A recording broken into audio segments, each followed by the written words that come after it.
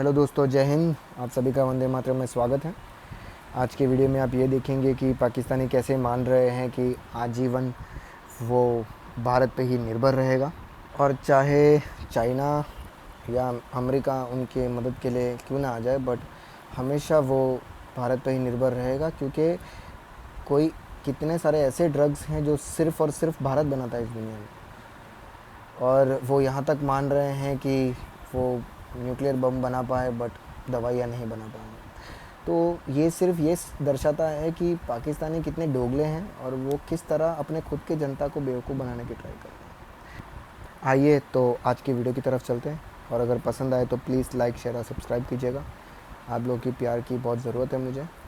धन्यवाद। तो इस वक्त मुल्क में एक बड़ी हंगामी सूरत हाल है, और ये इंसानी ज़िंदगी से खेलने का मसला है, सेहत का मामला है। तो इस बारे में जो बहुत vital raw material life saving drugs का, उसको दरामद करने की इजाज़त होनी चाहिए, चाहे वो भारत से ही हो।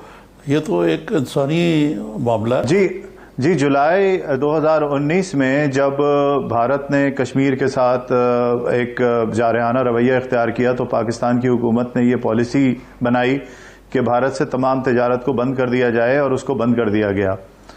लेकिन उसमें एक हमारे सामने गंभीर सूरत हाल ये थी कि पाकिस्तान में तकरीबन 45 से 50% खाम माल जो दवाइयों का आता है वो भारतीय कंपनी से पाकिस्तानी कंपनीज खरीदती थी, और उनको यहाँ पर प्रोसेस करके और दवाइयों में कन्वर्ट करते थे।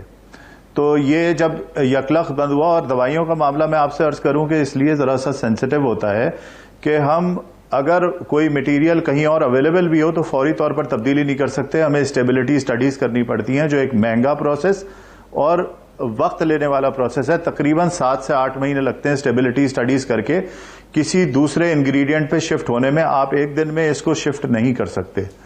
तो हमने हुकूमत के सामने ये मामला पेश किया, क्योंकि इम्पोर्टर्स जो हैं वो वैक्सीन्स मंगवाते हैं और कैंसर की ड्रग्स मंगवाते हैं, जो सिर्फ बाज़ दफ़ा भारत में बनती हैं और दुनिया में कहीं और अवेलेबल इस वक्त नहीं हैं। तो उनको भी बुलाया गया और सबसे एक मुज़ाकरात हुए, और उसके अंदर हमने सूरत हाल पेश की। जाहिर है कि जिस तरह 2019 में 2 मरतबा भारत से हमारी तिजारत तातुल का शिकार हुई थी, तो ऑलरेडी जो फार्मास्यूटिकल मैन्युफैक्चरर्स हैं वो ऑल्टरनेट्स ढूंढ रहे थे, स्पेशली चाइना के साथ, और हमने उनके साथ बहुत सारे प्रोसेस को शुरू कर दिया था। लेकिन अभी वो वक्त नहीं आया था कि हम सारा कुछ शिफ्ट कर सकते। कि therapeutics good regulated by ड्रैप, drug regulatory authority of Pakistan, उनको इजाजत दे दी जाए कि वो पाकिस्तान आ सकें, और इसी के तहत जो खाम माल है वो दोबारा भारत से इंपोर्ट शुरू हुआ। अच्छा, आपको निजामी साहब मैं एक बात ये भी बताऊं कि इस दौरान के अंदर, यानी सितंबर अक्टूबर से ये दोबारा काम शुरू हुआ, और अब तक कोविड के आने तक तकरीबन 10 से 15%, यानी अगर 50% हम भारत से पहले माल लेते थे, तो 15 से 20% अब चाइना के ऊपर हम शिफ्ट कर चुके थे इस दौरान में, और अब 30 से 35% भारत के ऊपर हमारा इन्हिसार रह गया था, और ये बतदरीज रोज बरोज कम हो रहा है।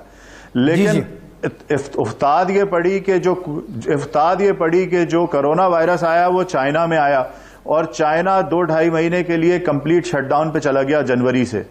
तो हमने जो चीजें शिफ्ट की थी कि ये मटेरियल हम चाइना से लेंगे, चाइना वो देने के काबिल ही नहीं रहा, इसलिए कि वहां पर वबा आ गई पहले, और चाइना जनवरी से मार्च तक कंप्लीट शिफ्ट हो गया। नतीजतन हमें दोबारा भारत की तरफ रुजू करना पड़ा उन चीजों के लिए, क्योंकि चाइना और भारत के अलावा कहीं और मिलती नहीं है। तो अब इस मजबूरी के अंदर हम वहां गए। अच्छा जाहिद साहब, ये तो आप बात कर रहे हैं। दूसरा आपका एक मौक़िफ़ ये भी है कि अगर सरेदस्त इस वक्त भारत से खाम माल पे या अद्वियात लाने पे पाबंदी आ जाती है, तो जो पाकिस्तान की सप्लाई चेन है, अगर पाकिस्तान एक्सपोर्ट भी कर रहा है, डोमेस्टिक भी और इंटरनेशनल भी, वो भी मुतासर होगी।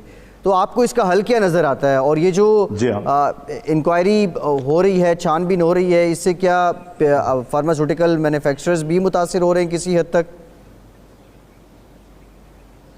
देखिए, इंक्वायरी तो जिस चीज़ की चाहे हुकूमत करवाए, और वो करवाने की मजाज है, और हमें उसमें कोई एतराज़ नहीं है। लेकिन मामला ये है कि ये एक बिल्कुल क्लियर मामला है। अच्छा, एक जो ये इबहाम है ना, मैं इसको ज़रूर क्लियर करना चाहूँगा कि जी वाइटामिन आई हैं।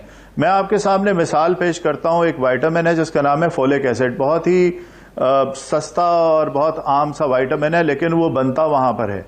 اچھا اس فولک ایسڈ کو اگر آپ ایکسپیکٹنگ مدرز کو نہ دیں تو بچے سٹنٹڈ پیدا ہوتے ہیں. بہت 90% خطرہ ہوتا ہے کہ بچے کے اندر کوئی کمی رہ جائے گی, اس لیے 9 مہینے تک ماں کو ایک گولی روز کھانی ہوتی ہے, ایکسپیکٹنگ ماں کو. اسی طریقے سے وائٹامن B1 ہے, کہنے کو تو وہ وائٹامن ہے لیکن بیری بیری ڈیزیز میں اگر وائٹامن B1 اویلیبل نہ ہو تو پیشنٹ فوت ہو جاتا ہے, اس کا سروائیول نہیں ہو سکتا. تو وائٹامنز جو ہے وہ صرف طاقت کی چیز نہیں ہے بلکہ اپنی جگہ پہ وہ تھراپیوٹک چیزیں ہوتی ہیں, اور ان کے خام مال یہاں امپورٹ ہوئے ہیں اس لیے کہ وہ تھراپیوٹک گڈز میں یوز ہوئے ہیں.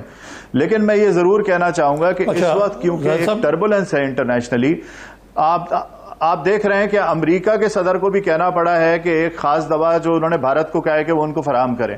تو اس وقت اس ٹربولنس کے حال میں میرا خیال ہے ہمیں اس میٹر کو تھوڑا سا روکنا چاہیے, اور جیسے حالات ٹھیک ہو جاتے ہیں 1-2 مہینے کے بعد تو اس کو بیٹھ کے ہم مزید حکومت کے ساتھ سوچ بچار کرنے کو تیار ہیں کہ بھارت پہ ہم اپنا انحصار مکمل صفر کر دیں, لیکن اس کے لیے ہمیں ایک ٹائم فریم چاہیے ہوگا. اچھا یہ میں سوال کرنا چاہ رہا تھا آپ سے کہ یہ آپ نے بتایا کہ بھارت کو اس میں زیادہ ایکسپرٹیز حاصل ہے ان ایریاز میں, کیا اس کی وجہ یہ ہے کہ وہاں پہ ایک ڈرگس کا ڈفرینٹ سسٹم ہے, شاید اس کو جنرک سسٹم کہتے ہیں, یا کوئی اور وجہ ہے کہ وہاں پہ ریسرچ زیادہ ہے؟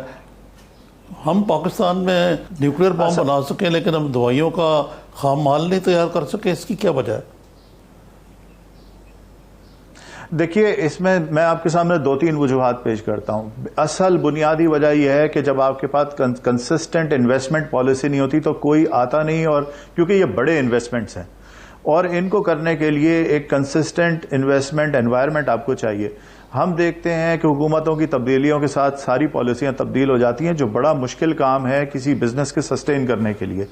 دوسرا مسئلہ یہ ہے کہ کیونکہ وہاں کنسسٹنٹ پالیسی تھی اور وہاں خام مال بنانا سستا پڑتا تھا دنیا کی دوسری جگہوں سے, لہٰذا USA نے, یورپ نے اور جاپان نے اور دوسری ڈیولپڈ ورلڈ نے اپنے آپ کو آؤٹ سورس کرنا شروع کیا.